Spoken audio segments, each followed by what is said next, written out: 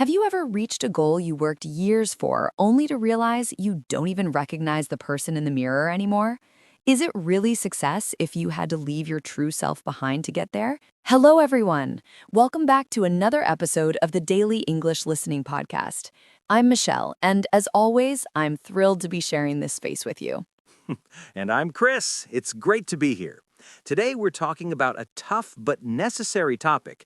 Don't lose yourself while chasing success. If you've struggled with how native speakers blend words, just settle in and enjoy this talk. We're using the actual pronunciation you'd hear in the street, so you'll leave this episode feeling much more confident with the vocabulary of this topic. You know, Chris, I was reading this article about hustle culture yesterday. It seems like everyone is obsessed with being on 24/7. Oh, definitely. If you aren't working while people sleep, are you even trying? That's the vibe lately. It's exhausting just thinking about it. I have a cousin, David, who actually fell into that trap. Really? Was he one of those guys who has 5 different side hustles and no time to eat? Exactly. He was a chef, which is already a high-pressure job, but he wanted to open his own place. That's a huge dream. I bet he was working crazy hours. He was. For 2 years, his schedule was absolutely relentless. Uh-oh, there's a strong word. It sounds like he was a machine that couldn't be stopped. He felt like one, but machines don't have families or hobbies. David stopped doing everything else. Did he stop seeing his friends too? I hate when people do that. He did. He even missed his sister's wedding because he was too busy at the restaurant. Wow, that's a heavy price to pay. Did he at least get the restaurant open? He did, but by the time the grand opening happened, he was so stressed he couldn't even enjoy the food. That's the irony of it, right? You build the house, but you're too tired to live in it. Precisely. He reached a major milestone in his career, but his personal life was a mess. I've seen that happen with tech guys in my neighborhood too. They chase the big exit or the big paycheck. Do they actually feel happy when they get it, or is it just a relief that the work is over? Honestly, most of them just look for the next thing. They don't know how to stop. That's the danger. If you don't have a plan for your well-being, you're just running a race with no finish line. It's like they're afraid if they slow down, they'll become stagnant. I think people confuse rest with stopping. You can move forward while still taking care of yourself. I agree, but tell that to a boss who wants results yesterday. True, but we also put that pressure on ourselves. We feel like we are compromising our future if we take a weekend off. I'm guilty of that. I feel like if I'm not learning a new skill, I'm falling behind. But if you learn everything and have no one to talk about it, what's the point? Ouch, that's a direct hit, Michelle. Sorry, but I've seen you do it. You were burning the candle at both ends last month with those video edits. Yeah, I was. I was staying up until 3 a.m. and waking up at 7 a.m. It was brutal. And your mood was terrible, Chris. You were basically a grumpy ghost. A grumpy ghost. That's a good one. But I felt like I had to finish. Did you feel any fulfillment when the project was finally done? Not really. I just felt like I wanted to throw my computer out the window. That's not success. That's just survival. I guess I was just trying to keep your head above water. The deadlines were piling up so fast. I understand the pressure, but we have to recognize the signs before we hit total burnout. What are the signs for you? I usually just start drinking way too much coffee. Coffee is a sign, but for me, it's when I stop enjoying my morning walk. When the things you love start feeling like tasks, that's a red flag. Exactly. If listening to music or playing guitar feels like work, something is wrong. I think I also get stuck in the sunk cost fallacy quite often. That sounds complicated. Is that about money or time? Both. It's when you keep doing something just because you already put a lot of effort into it. Like staying in a job you hate because you spent 4 years getting the degree? Exactly. You think, I can't quit now, I've already sacrificed so much. But then you just sacrifice more time being miserable. It doesn't make sense. It doesn't, but our brains are weird. We hate wasting what we already lost. We need to learn that walking away to save your identity isn't losing, it's a win. I wish more people believed that. Everyone loves a never give up story. Sometimes giving up on a bad situation is the most successful thing you can do. That's a controversial opinion. I like it. Well, look at athletes who retire while they're still at the top. They do it to preserve their health. True, they choose their quality of life over one more trophy. That's a great example of healthy work-life integration.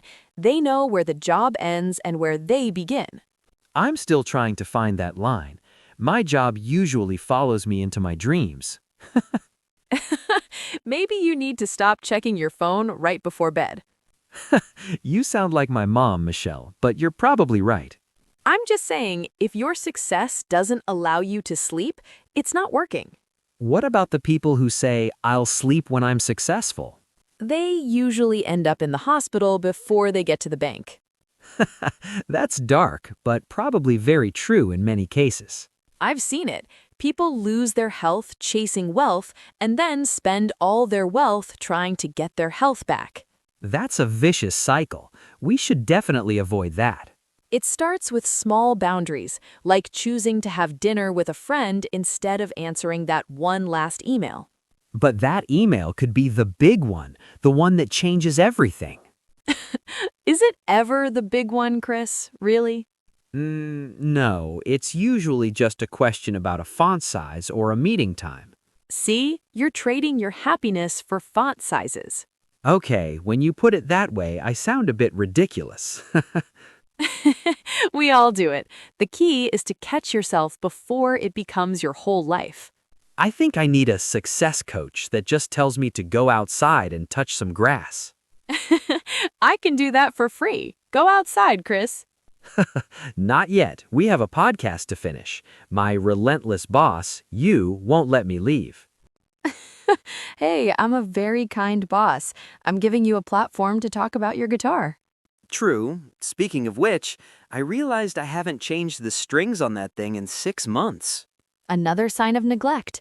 Your success as a host is killing your success as a musician.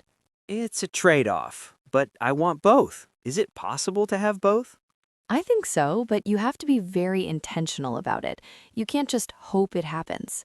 You have to schedule your me time just like you schedule your meetings. Exactly. If it's not on the calendar, it doesn't exist for people like us. That's a bit sad, isn't it? Scheduling fun? It might feel less spontaneous, but it's better than having zero fun at all. I guess you're right. A scheduled walk is better than a dream of a walk while staring at a screen. Exactly. I actually read about a CEO who schedules staring at a wall time for 10 minutes every day. No way. That sounds like something a crazy person would do. It sounds weird, but he said it's the only time he isn't being relentless with his own brain. I guess if you're that busy, even doing nothing becomes a task you have to manage. It's a bit scary, right? That we have to treat our peace of mind like a business meeting. It is, but I think about my buddy Marcus, who was a high-level developer at a startup. Oh, I remember him. He was always wearing those expensive headphones and looking stressed, right? Yeah, that's the one. He hit a huge milestone when his company went public, and he made a lot of money. That sounds like the dream. Did he buy a yacht and sail away? I wish.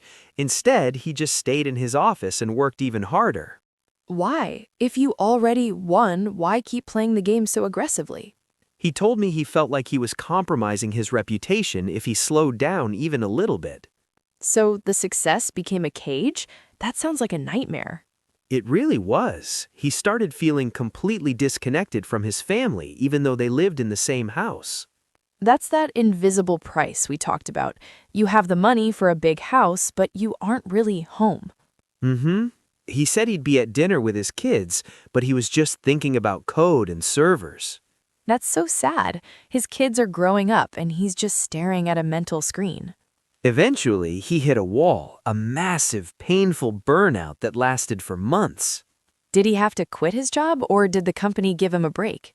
He had to quit. He couldn't even look at a computer without feeling sick to his stomach. Wow, it's like his body finally said, if you won't stop, I will make you stop. Exactly. It took him a long time to find any kind of fulfillment in life again. What does he do now? Is he still in tech? He's actually teaching woodshop at a local community center now. No way. From software developer to woodshop teacher, that's a huge change. He loves it. He says he makes way less money, but he feels like himself again. That's a powerful example of choosing identity over a paycheck. Yeah, but it's hard for most people to do that because of the sunk cost fallacy. Right. I spent 10 years becoming a developer. I can't just build chairs now. Exactly. People think they're wasting those 10 years if they change direction. But they're actually wasting the next 30 years if they stay miserable. You have a way of making the truth sound very blunt, Michelle. Well, sometimes we need a reality check. We get so focused on the climb that we forget to check if we like the mountain. I've definitely climbed a few mountains I hated, especially back in my early 20s. Oh, really? What was the mountain back then, Chris? I tried to be a real estate agent for a summer. I thought success was wearing a suit and driving a shiny car. You in a suit? I would pay money to see a photo of that. It was terrible. I felt like I was acting in a movie that I didn't even like. Did you sell any houses, or were you too busy looking at your suit in the mirror? I sold one, but I felt zero fulfillment. I was just exhausted and bored. That's a great sign that you were chasing someone else's version of success. Definitely. I was just trying to keep my head above water financially, but I was drowning personally. It's interesting how we often copy what we see on social media and call it our goal. Oh, don't even get me started on social media. Everyone looks so successful there. It's all a filter, Chris. No one posts a photo of their burnout or their messy kitchen. Imagine that, a picture of me crying over a frozen pizza with the caption #hustle.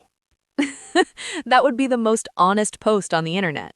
But seriously, seeing everyone else win makes you feel like you're stagnant if you aren't constantly moving. That's why we need better work-life integration.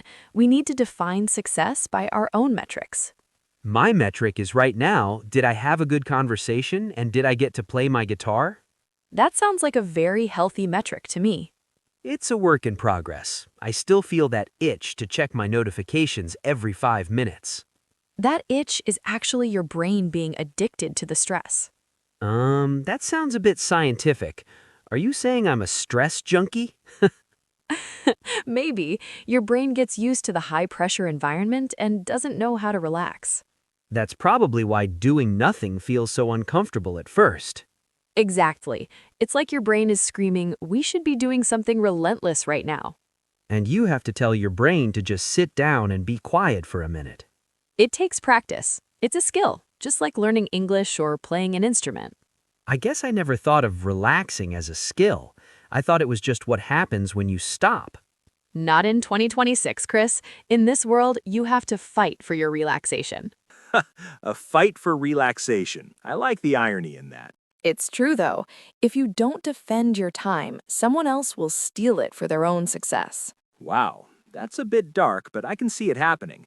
Clients, bosses, even social media apps. They all want a piece of you, and if you give it all away, there's nothing left for you. I think I've been giving too many pieces away lately. I need to start keeping some for myself. That's a great realization. What's one thing you're going to stop doing this week? I'm going to stop answering texts about work after dinner, period. That's a huge step. What if it's an emergency? Unless the office is literally on fire, it can wait until 9 a.m. I love that.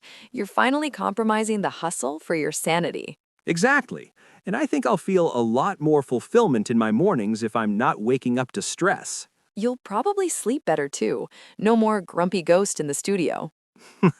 Hey, the grumpy ghost had some good ideas, but yeah, he was tired. We all need to be a little more protective of our inner person. The inner person who likes guitar and naps and long walks without a phone? Yes, that person. That's the person who actually enjoys the success you're working for. If that person isn't there, the success is basically just a pile of paper and a fancy title. Exactly. It's like buying a ticket to a concert and then refusing to go inside the building.